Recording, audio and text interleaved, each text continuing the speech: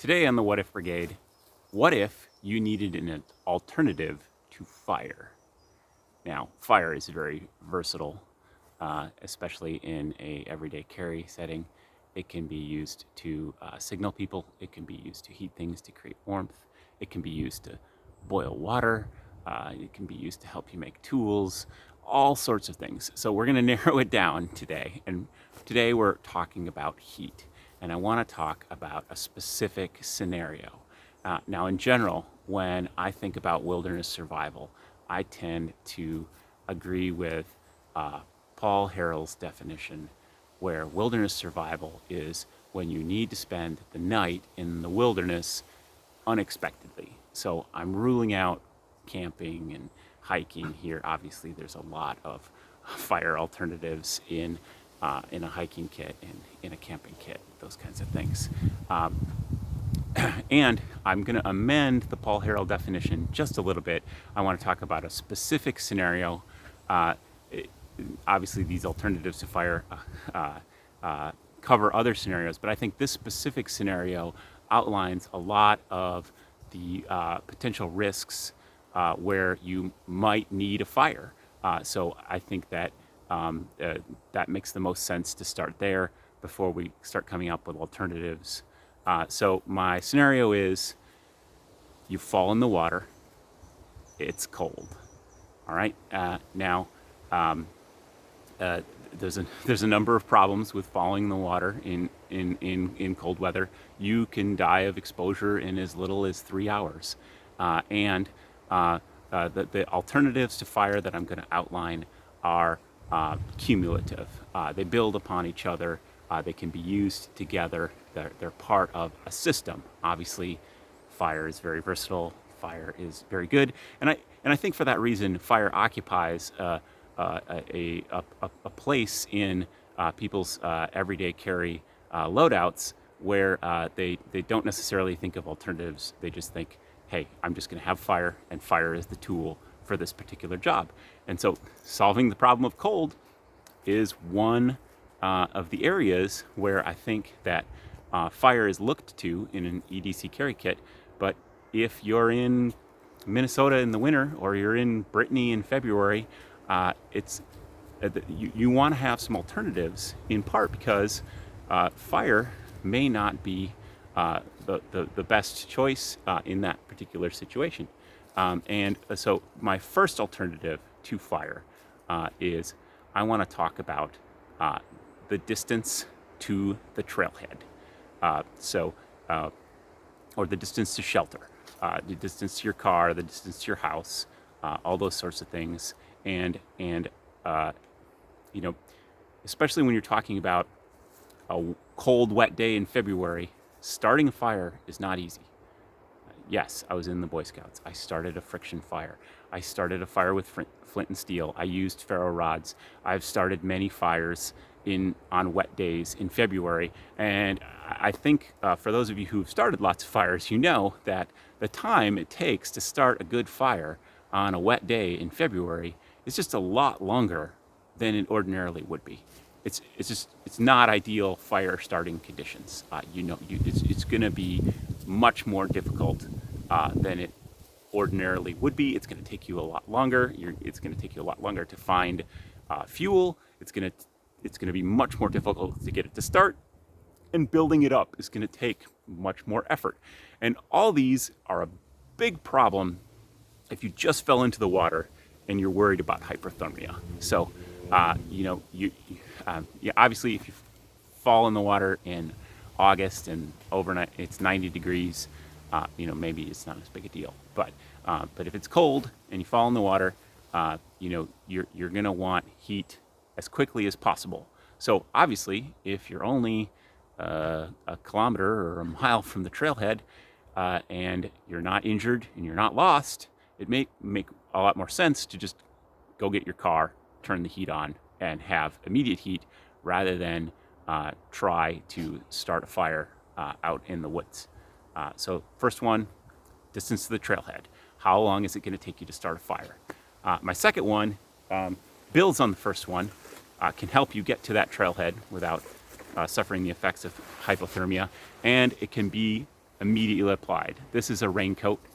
This one actually folds up into a little pocket. I never fold it up into a pocket. Where I live, it rains a lot, so I have it available at all times. But it can fold up into a little pocket. This could be an EDC Raincoat, and it's it gets really hot. Honestly, when I put it on, it doesn't breathe very well. But if you were cold and wet and you put this on, you would have insulation. You would feel warm, and because it's a raincoat, it doesn't really matter if it's wet. It's still going to give you that insulation. It's still going to keep you warm, and it only takes a couple seconds to put it on. Unlike a fire, so even if you were going to make a fire, this is a great help. This is a great bridge tool. And the next thing that I'm going to bring out here falls into the same category, and these are those gold blankets. These are survival blankets. I have 5 of them because family of 4 and a dog, but they're another perfect instant insulation where if you are very cold and you need to become warm, you put one of these on and it helps. And obviously you can put it on over your raincoat. And this is something that obviously you put your raincoat on, you put your gold blanket on, and you're going to be a lot better shape getting to the trailhead, getting out. So that's going to help. The next thing that I want to talk about, and this kind of touches on prevention. Obviously you don't want to fall in the water in extremely cold weather and be somewhere where you don't know the terrain well, and be by yourself. And one of the things that can really mitigate a lot of the dangers of that is the buddy system, to have other people with you, or even a dog with you. Hi, Gazelle. So if you have someone else with you, it can help a lot. If you have other people with you, they have a bunch of advantages. For one thing, their cell phone probably didn't just fall in the water and die, so you can find out how far away you are from shelter. You can do a quick search. Maybe you can call for help and have someone meet you so that you don't have to go the entire way back. So having those spare people with you can really help, particularly if you get injured or lost and have to spend a lot more time out there. And two of the overlooked things that can help you with a buddy is obviously if your buddies are people and they have dry clothes and your clothes are wet, they could trade with you. They could give you some of their clothes. Now, obviously, I'm assuming you're not hiking or camping where you would have a tent, where you would have a sleeping bag, where you'd have spare sets of clothes. But if you're just kind of out and about, going about your day, a friend can give you their coat and they just wear their sweater, something like that. So it can be a big help. Another thing that you can do in an emergency is you can use body heat. It doesn't matter if it's a dog or another person. Obviously, this works best with a sleeping bag. So again, not my first choice, but theoretically, you could take off your wet clothes. You could huddle together, and again, this all kind of works together. You've got your raincoat, you've got your survival blanket, and you have your buddies with you, maybe helping you back to the trailhead, patting your back, warming you up, keeping you warm, those sorts of things. Another thing that I don't have with me here today are those little chemical heat packs, those little hand warmers. I went to the sporting goods store. I went to the military surplus store, and they were out of them. It's the 2020s. There are shortages.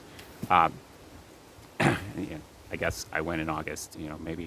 Maybe they're out of season. Whatever. One thing important to note with those chemical warmer packs is that you don't put them in your hand when you're experiencing hypothermia. You actually wrap them in a cloth and you put them on your chest. If you just warm up your extremities, you can actually go into shock. So that's how you use them. when when you're actually in dire danger. If you're just uncomfortable, obviously you can just put them in your hands. And then kind of my two bonus items. One of them, and this is kind of like the body heat. It doesn't always work. Obviously, wool clothing is warm when wet. That's not perfect. Obviously, if you fall into the ocean in February and it's very, very cold, the fact that you have wool clothing on is of minimal importance, but it does help. And wool also dries relatively quickly. So if you are going to use a fire, having the wool clothing to dry out quickly can help. But again, that's kind of a marginal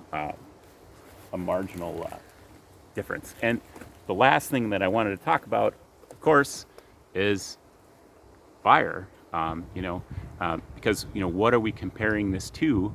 And I talked a little bit about how I was in the Boy Scouts and I knew lots of methods of starting fire.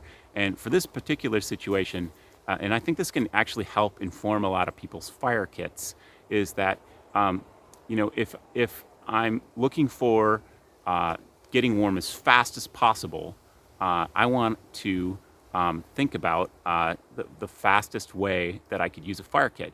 And if I was going to try to start a fire as fast as possible, I probably wouldn't be using a ferro rod, definitely wouldn't be using a bow drill. Basically, what I would be using is I have a little box to keep the water out, and I have a little Bic lighter, and inside the box, for both my fire starter and to keep the Bic from losing all its gas, to keep it from pressing on anything, bumping around in there, is some dryer lint. And yes, dryer lint is cheap. You can find way better fire starters than that. And Bic lighters are not foolproof. Although you'll find videos on the internet where you can how to get an extra couple lights out of a Bic lighter, how to use a Bic lighter to start a fire even if there's no gas at all, even if it's completely smashed, those kinds of things. So if you know your way around the Bic lighter and you have a lot of survival techniques, fire starting techniques, a Bic lighter can do a lot of good. But why don't I have the best fire starter? Why don't I have 3 different ways to start fire in there?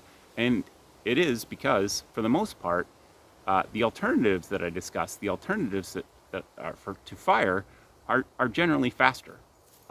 Your Raincoat, your chemical hand warmers, your gold survival blanket, traveling with a buddy, not going so far from the trailhead that you couldn't get back during extreme weather, checking the weather reports, being prepared, all of those kinds of things, really kind of bring an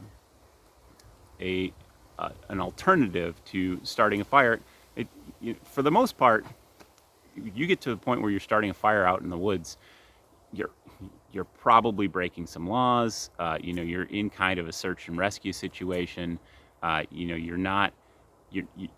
Things aren't great. And not saying you shouldn't start a fire if you're experiencing hypothermia, but what I am saying is that almost all of these other things that I discussed are lighter and faster and easier. And even if you are going to start a fire, you really want to look at is starting a fire the best response in this particular situation? Is there anything else that I can do? And what are my alternatives to fire? So this has been What If Brigade. What are some alternatives to fire for creating heat? If you have some alternative to fire, put them down in the comments, and feel free to rage away and tell me that you can start a fire faster with flint and steel than I can put on a raincoat. I mean, maybe. Maybe. All right. Now, have a great day, and